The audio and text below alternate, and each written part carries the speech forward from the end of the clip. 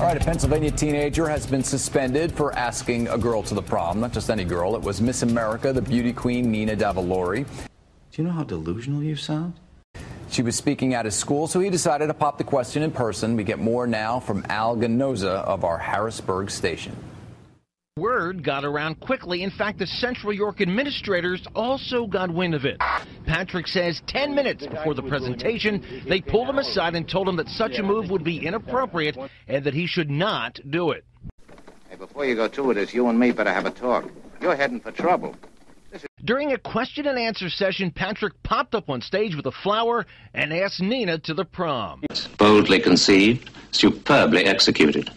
Patrick quickly got pulled out of the auditorium and was told he was getting a 3-day in-school suspension. You gotta say to yourself, it could have been worse. Yeah. Patrick is going to the prom, but barring a major development, it will not be with Miss America. Still, he thanks her for being such a great sport. Al Ganoza, ABC News.